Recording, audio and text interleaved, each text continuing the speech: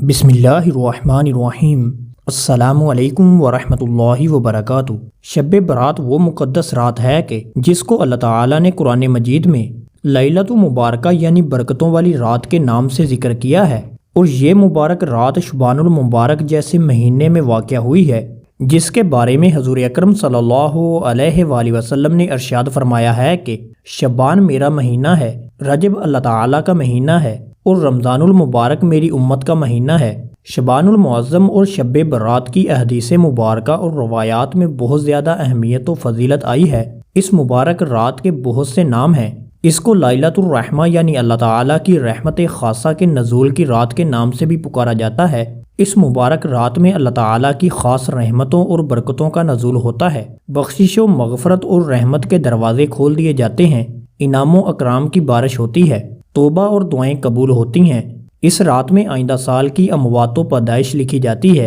اور اس رات میں ان کے رزقوں کی بھی تقسیم کر دی جاتی ہے، اور اس رات میں بندوں کے اعمال و افعال آسمان پر لے جائے جاتے ہیں، اور اس رات میں اللہ تعالیٰ بنی کلب کی بکریوں کے بالوں کے برابر بندوں کو دوزخ کی آگ سے نجات عطا فرماتے ہیں۔ لیکن اس بخشش و مغفرت والی رات اللہ تعالیٰ کی نظر رحمت اور اس رات کی برکات و ثمرات سے مشرک، کینہ پرور، رشتہ داروں سے قطع تعلقی کرنے یعنی ان کے حقوق پورے نہ کرنے والا، والدین کا نافرمان، کسی انسان کو ناحق قتل کرنے والا، بدکار عورت، تہبند پجامہ وغیرہ ٹخنوں سے نیچے لٹکانے والا یعنی متکبر، زانی اور شرابی محروم رہتا ہے، جب تک کہ یہ سب ان چیزوں سے سچے دل سے توبہ کر کے اپنے آپ کو درست نہیں کر لیتے۔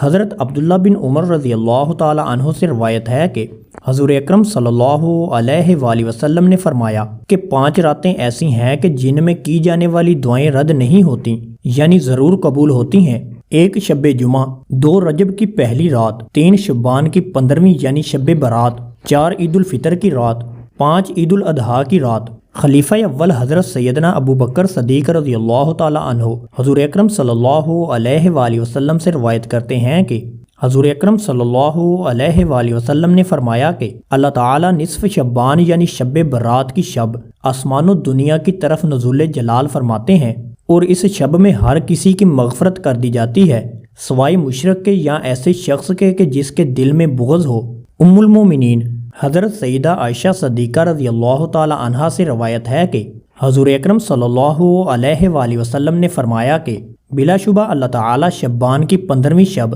آسمان و دنیا کی طرف نزول جلال فرماتے ہیں، اور بنو کلب کی بکریوں کے بالوں کے برابر لوگوں کی مغفرت فرما دیتے ہیں۔ حضرت سیدہ عائشہ صدیقہ رضی اللہ تعالی عنہا سے روایت ہے کہ حضور اکرم صلی اللہ علیہ وآلہ وسلم نے فرمایا کہ کیا تمہیں معلوم ہے کہ اس رات یعنی شعبان کی 15ویں شب شب برات میں کیا ہوتا ہے؟ انہوں نے دریافت کی کہ یا رسول اللہ صلی اللہ علیہ وآلہ وسلم کیا ہوتا ہے؟ حضور اکرم صلی اللہ علیہ وآلہ وسلم نے فرمایا کہ اس شب میں یہ ہوتا ہے کہ اس سال میں جتنے بھی پیدا ہونے والے ہیں وہ سب لکھ دیے جاتے ہیں، اور جتنے اس سال میں مرنے والے ہیں وہ سب بھی اس رات میں لکھ دیے جاتے ہیں، اور اس رات میں سب بندوں کے پورے سال کے اعمال اٹھائے جاتے ہیں، اور اسی رات میں لوگوں کی مقررہ روزی اتاری جاتی ہے۔ مشہور تابعی حضرت عطا بن یسار رحمۃ اللہ تعالی علیہ فرماتے ہیں کہ جب شعبان کی 15ویں شب ہوتی ہے تو اللہ تعالیٰ کی طرف سے ایک فہرست ملک الموت کو دی جاتی ہے، اور حکم دیا جاتا ہے کہ جن جن لوگوں کے نام اس فہرست میں شامل ہیں